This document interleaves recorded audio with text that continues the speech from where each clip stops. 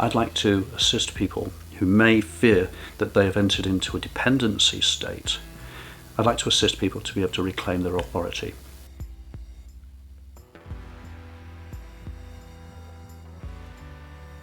And so here in part 2, to gain clarity, state their mission, and to gain a sense of leadership.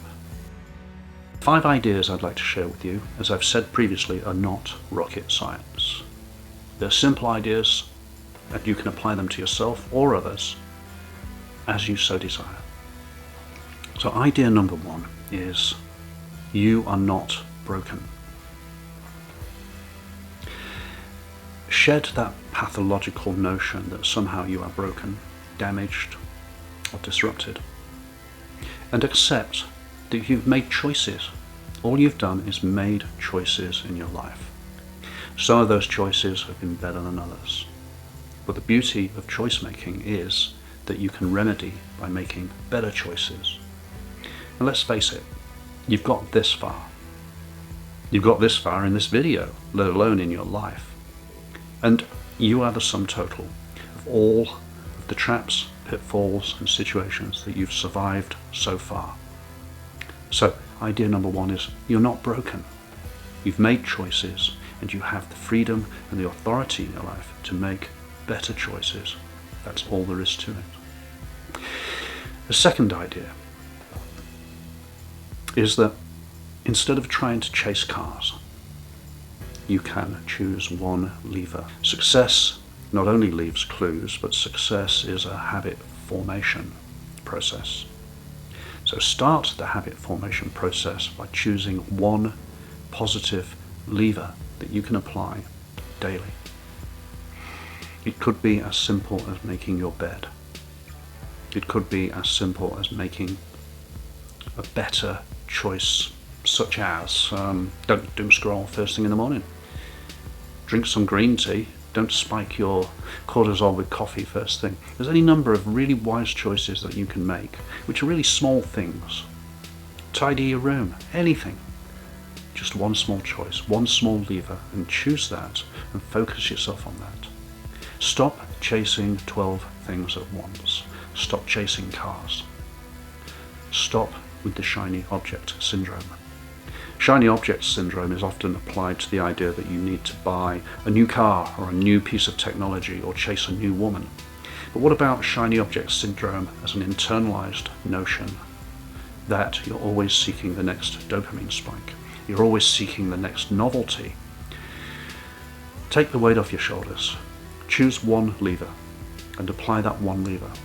I promise you that that one lever, if applied properly, will compound and create better habits for you, and it will assist you when you choose your next lever. One target, try it for a week, and if that's a stretch, try it for a day, and keep on keeping on. Most people consume without subscribing. I do it myself regularly with other channels, so I understand. But if you do get an opportunity to hit the bell, or hit a like, or make a comment, or subscribe, hey, there are 4 choices, 4 ways that you can make this old man happy. Idea number 3 is forgive you and forgive others. You might think that you're big and tough, but frankly and realistically, you don't have the bandwidth. You can't afford to be carrying a grudge through your life. You're wasting valuable energy and time. And let's face it, if you are holding a grudge against other people, frankly, they don't give a toss. They're going about their lives oblivious of the grudge you may be carrying. If somebody has caused you harm, you have to release it into the ether. Stop allowing other people to continue to control you and what you do and how you think and how you act and how you purposefully fail in your projects while they're going about their merry way, oblivious of your existence even. You can't afford to carry a grudge. You have to learn to forgive the other person, and you have to learn to forgive yourself. Shed it. Get rid of it. Write down what the grudge is on a piece of paper Take it into the back garden or some open space, set fire to it and watch it burn.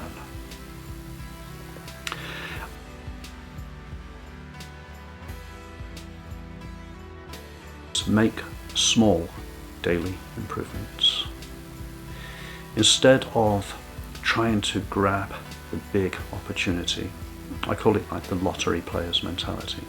Instead of betting the house or betting small sums on some big win, attachment to the fictitious notion that one big hit is going to solve all of your problems. Because trust me, it will not. The one big hit, when you get it, will just compound your disappointment if that's how you feel that your success should be mastered. If you achieve something worthwhile or groovy or good and you haven't developed the skills that you need underneath or behind that good thing, you will lose it overnight. So work on small daily improvements. Work on the idea of compounding some skill, some habit, something 1% a day. The compounding element will enable you to grow exponentially as you develop and evolve yourself. Tiny gains daily outstrip lying around dreaming of some big win, because the big win ain't ever coming. Realize that you're not alone. Although you feel entitled to wallow in your own situation, or you may do, and I know this sounds harsh, but if you do feel entitled to wallow in your situation, you have to understand that the world is full of other people, all who have their own unique problems, circumstances and situations.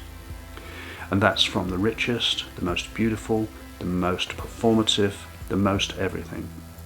Everybody has something going on in their mind, and everybody has a challenge they have to overcome.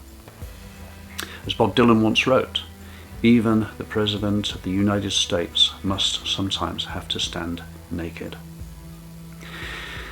How are you going to break the dependency culture, and how are you going to allow yourself to shed dependency unless you get out and meet more people? You're a human being. You were designed to try weird shit. You're designed to try things, improve on them, find them wanting. You're designed for that. Don't over-personalize this. It's all part of just being human. As I've said previously, if you've made ill-formed choices or decisions, the beauty of life is that you can remedy that by making better choices and better decisions. Give it a start. Try to develop a sense of clarity of your purpose. Work out what your mission is, and work out how you can now establish leadership. If you can establish leadership over some small element of your life, you can start to model that leadership to other people. But it's got to start inside.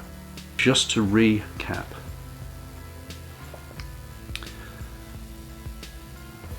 you're not broken.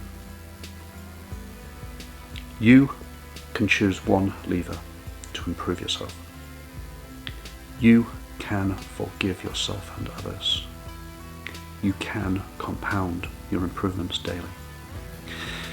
And you can get out and start to observe other people and realize that you are not alone. You're not broken. That's my message. Now I hope this has been useful to you, fellow seeker. As always, it's been useful to me, almost therapeutic in some respects. I'd like to leave you with one final thought, if I may, and that is, whatever it is you dare to do or dream, begin it now.